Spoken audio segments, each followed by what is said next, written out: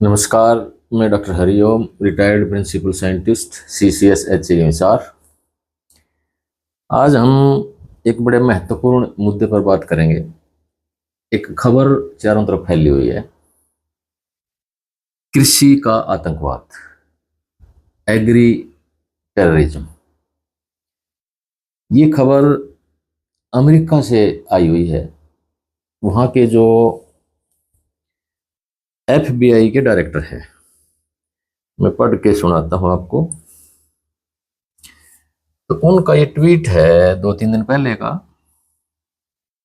ये क्या लिखते हैं? FBI डायरेक्टर काश पटेल, ये वहाँ की बहुत बड़ी एक संस्था है जो इन चीज़ों के ऊपर नज़र रखती है कि खेती में किस तरह से खेती को बर्बाद किया जा सकता है। देखियो, आज नहीं तो कल इसकी संभावनाएं आने वाली हैं, ये मान के चलें। ये लिखते हैं, new I can confirm that the FBI arrested A Chinese national within the United States who allegedly smuggled a dangerous biological pathogen into the country। ये कहते हैं कि मैं इसको कंफर्म कर सकता हूँ, निश्चित कर सकता हूँ कि एक चाइना का व्यक्ति, चाइनीज नेशनल, जो यूनाइटेड स्टेट्स में है, अमेरिका में है, उसको अरेस्ट किया गया है। किस लिए अरेस्ट किया गया है? कि उसके पास से एक खतरनाक बायोलॉजिकल वेपन मिला जो बीमारी पैदा करता है, पैथोजन है देश के अंदर। फिर आगे क्या कहते हैं ये, द इंडिविजुअल, वह व्यक्ति, Yun Qing Jian is arrested to have smuggled a dangerous fungus called Fusarium graminearum which is an agro-terrorism agent into the US to research at the University of Michigan where she works। ये लड़की को arrest किया गया है। ये बताते हैं कि लड़की के साथ इसका एक बॉयफ्रेंड भी था, दोनों वहां पर PhD कर रहे थे, स्टडी कर रहे थे। ये कहते हैं कि वो टिश्यू पेपर के अंदर एक फंगस है जो खतरनाक है, जो बीमारी पैदा करती है। उसका नाम है फ्यूजेरियम ग्रामिनियरम, जो एक एग्रो टेररिज्म एजेंट है, यानी कि जो कृषि के उत्पादों में आतंकवाद मचा सकता है, उन्हें नष्ट कर सकता है, जो यूनिवर्सिटी ऑफ मिशिगन में पढ़ती है। आगे लिखते हैं, the fungus can cause a disease called head blight. कहते हैं कि ये फंगस एक फसलों में बीमारी पैदा कर सकती है जिसका नाम है हेड ब्लाइट, यानी कि इसमें जो बालियों के दाने हैं वो सूख जाते हैं, बालियां खत्म हो जाती हैं। A disease of wheat, barley, मेज एंड राइस। यह बीमारी गेहूं, जौ, मक्की और धान जैसी फसलों को प्रभावित करती है, जो आपकी अनाज वाली फसलें हैं उनको प्रभावित करती है।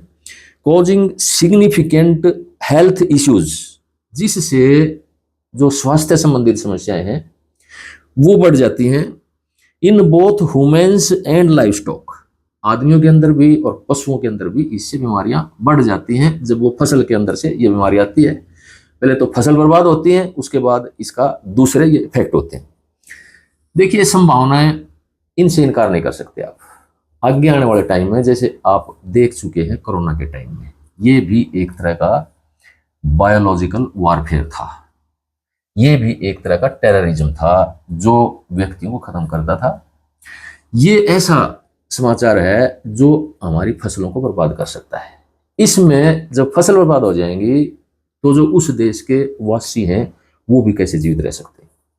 देखिए, इन हालातों में हम अब प्राकृतिक खेती से कैसे हम बच सकते हैं, ये कैसे हमारी मदद कर सकती है, मैं इसमें ये बताऊंगा आपको कि जैसे देखिए, यही है जो फंगस इन्होंने बताई है, फ्यूजेरियम।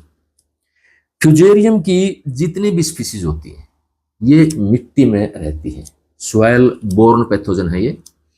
जैसे आपकी फसलों में जड़ गड़ जाती है या विल्ट आ जाती है, जब आप फसल बोते हैं वो जमती है तो जमते हुए जड़ गलने लग जाती है और पौधे सूखने लगते हैं जमाव के कुछ दिन बाद। दूसरा जैसे विल्ट है, वो भी, उसमें क्या होता है कि जब नमी बढ़ जाती है बारिश की वजह से या किसी दूसरे कारण से, तो खड़ा हुआ पौधा सूखने लग जाता है। तो कोई भी फसल है उसमें ये आ सकती है, चाहे कपास है, गन्ना है, अमरूद है, कोई भी फसल है, खड़ा खड़ा सूखने लग जाता है और उसकी जड़ें गलने लग जाती हैं, उसमें ये फंगस अटैक करने लग जाती है। तो इस तरह की जो फ्यूजेरियम इन्होंने बताई है, हेड ब्लाइट बताई है, तो इसकी वजह से हेड ब्लाइट आती है। और दूसरी जो मैंने बताई उसमें जड़ गलन भी आ सकते हैं, जिसकी वजह से पौधा सूख जाता है या हेड ब्लाइट भी आ सकती है।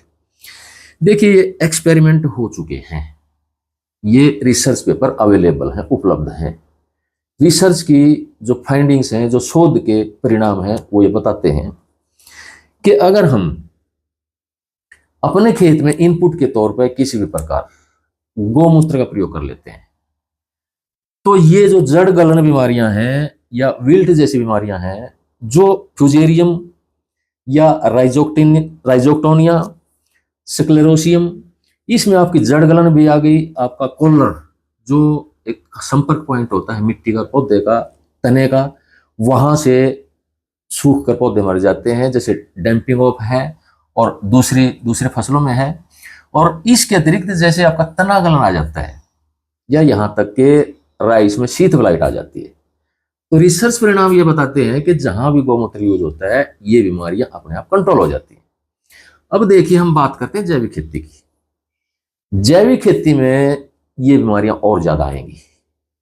क्यों आएंगी? कि जैविक खेती में हम जरूरत से ज्यादा गोबर की खाद, केंचुए की खाद या कंपोस्ट का प्रयोग करते हैं।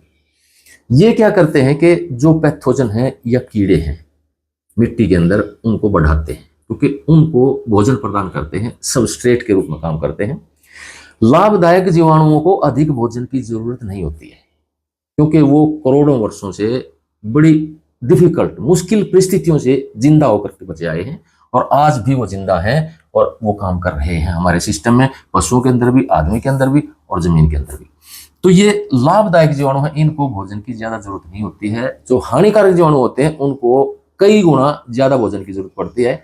जब जैविक खेती में हम अधिक मात्रा में गोबर की खाद या केंचुए की खाद डालते हैं, तो इससे जो हानिकारक जीवाणु हैं या कीटाणु हैं या पेस्ट जो भी है, उन्हें भोजन की उपलब्धि हो जाती है और वो काफी मात्रा में बढ़ जाते हैं। और जैविक खेती की एक मेजर समस्या है, ये मुख्य समस्या है कि सॉइल बोर्न डिजीज इसमें बढ़ जाती हैं, यानी कि जो मिट्टी जनित बीमारियां हैं वो इसमें बढ़ जाती हैं। लेकिन प्राकृतिक खेती में ये बहुत कम या कंट्रोल रहती हैं। क्यों रहती हैं? कि इसमें गौमूत्र का प्रयोग होता है। इसके जितने भी फार्मूलेशन है, जितने भी कॉन्कोक्शंस हैं, इनमें गौमूत्र का प्रयोग रहता है। और रिसर्च फाइंडिंग ये बताती हैं, शोध परिणाम ये बताते हैं कि जहां भी गौमूत्र यूज होता है वहां पर मिट्टी जनित जो बीमारियां हैं वो कंट्रोल में रहती हैं। यानी कि जो डिजीज इंड्यूसिंग सॉइल थी वो डिजीज सुप्रेसिंग सॉइल में कन्वर्ट हो जाती है प्राकृतिक खेती में। और रासायनिक खेती में तो ये वैसे ही बढ़ सकती हैं, उसमें तो जो जमीन की इम्यूनिटी है वही कमजोर हो चुकी है, उसमें हानिकारक जीवाणुओं की संख्या बढ़ चुकी है, लाभदायक जीवाणु लगातार कम होते जा रहे हैं। अब ये किस तरह से हमारी रक्षा कर सकते हैं? देखिए हमारी जो फसल में समस्याएं आती हैं वो या तो बायोटिक स्ट्रेस या एबायोटिक स्ट्रेस की वजह से आती है।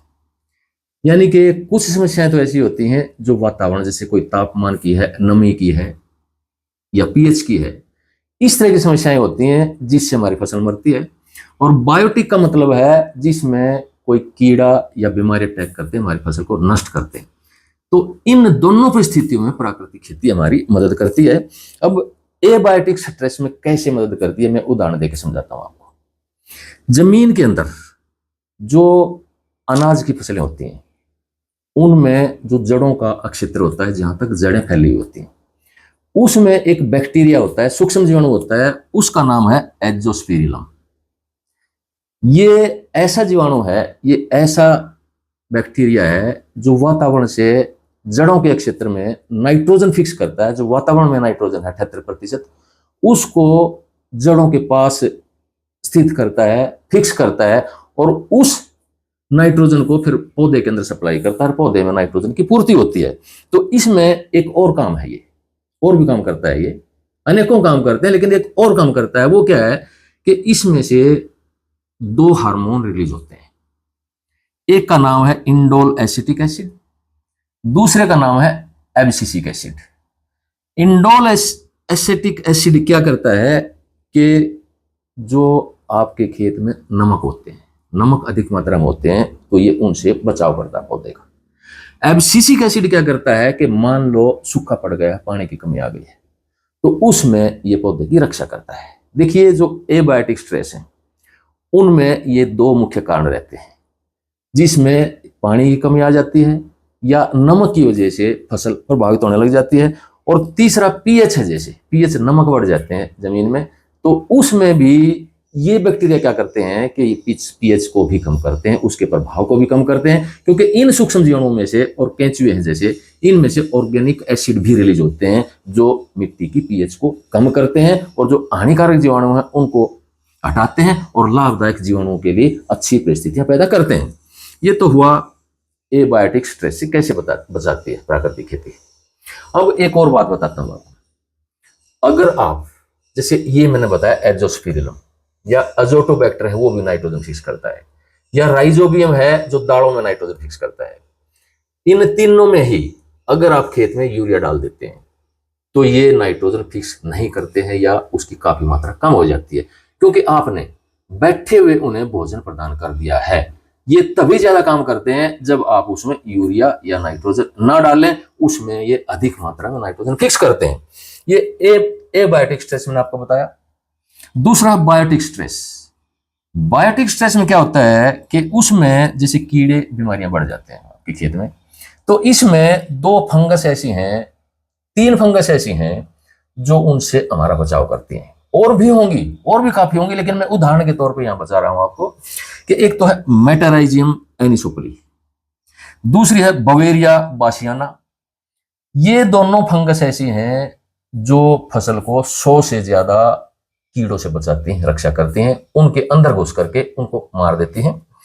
जो मेटाराइजियम एनिसोप्ली है, ये जो जमीन के साथ लगते हैं क्षेत्र में, पौधे जैसे जमीन के साथ होते हैं, जमीन के ऊपर या जमीन के अंदर जितने भी कीड़े होते हैं, जैसे आपके हानि पहुंचाने वाले कोई व्हाइट ग्रबआगी जैसे, या कोई और दीमक, या जो कोई और भी जैसे कीट आ जाते हैं जो नुकसान पहुंचाते हैं, तो ये उनको कंट्रोल करते हैं। जो इनको बोलते हैं, जैसे कोई आपके एफिड्स वगैरह भी आ जाते हैं, जड़ की जितनी भी समस्याएं आ जाती हैं, निमेटोड वगैरह भी आ जाते हैं, तो उनको कंट्रोल करने में ये मेटाराइजियम एनिसोप्ली मदद करती है। और जो बवेरिया है, बवेरिया बासियाना, ये जो जमीन के ऊपर का जो एरियल हिस्सा है, जो हवा का हिस्सा पौधे में, उसमें जो कीट होते हैं, जो कीड़े होते हैं, उनको ये बीमार करके मारती है, उनको कंट्रोल करती है। एक फंगस और है जिसको किसान का हनुमान कहा जाता है, वो है माइकोराइजा। ये भी फंगस है। माइकोराइजा क्या होती है कि कोई भी ऐसा काम नहीं पौधे का जो ये नहीं करती, किसी भी तरह की परिस्थितियां ये ऐसा करती है कि जैसे जंगलों में आप देखते हैं, जब ये मल्टीप्लाई करती है आपके खेत में, तो ये सारे खेत की फसल की जड़ों को आपस में मिला देती है, एक लिंक दे देती है। यानी कि एक पौधे, यानी कि एकड़ के एक कोने में अगर कोई कमी आ जाती है, कोई बीमारी आ जाती है, कोई कीट आ जाता है, तो वो संदेश इसके थ्रू, इस नेटवर्क के थ्रू, माइकोराइजल नेटवर्क बोलते हैं इसको, इसके थ्रू सारे एकड़ में संदेश फैल जाता है। और दूसरे जो फील्ड है, जो दूसरा एरिया है, उनसे जो इसके लिए मदद आ सकती है दूसरे प्राण से, इस तरह से पौधे एक दूसरे की मदद करके एक दूसरे को बचाते हैं। तो ये ऐसा कोई भी काम नहीं है जो पौधे के लिए नहीं करती है ये। तो इसमें देखिए, अगर आप खेत में फास्फोरस डाल देंगे, डीएपी डाल दें, क्योंकि ये फास्फोरस की पूर्ति भी पूरी करने में मदद करती है, तो उसमें क्या होता है कि इसकी मल्टीप्लीकेशन कम हो जाती है, क्योंकि आपने उसी तरह से बैठी हुई को फूड दे दिया है, उसको भोजन दे दिया है।